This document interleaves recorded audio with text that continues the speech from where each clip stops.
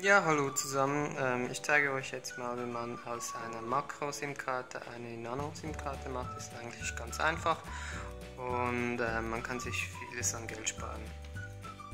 Zuerst schneidet man hier die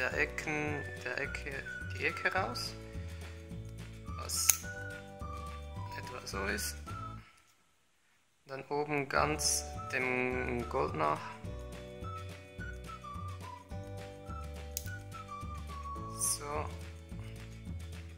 und dann eigentlich dasselbe hier.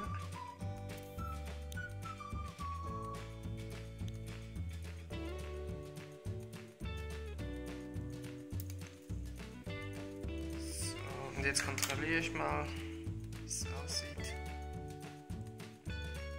So, jetzt brauche ich mehr.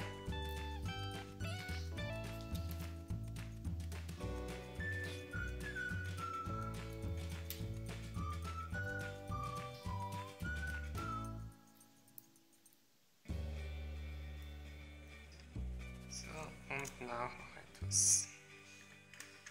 Nicht alles.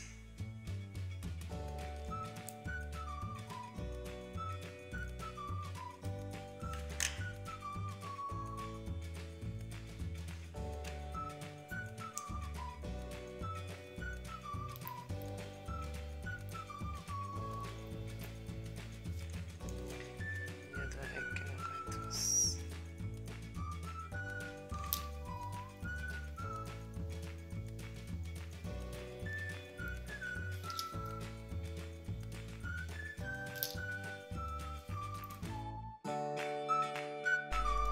Ja, perfekt, jetzt hast du es geschafft. Natürlich übernehmen wir keine Verantwortung.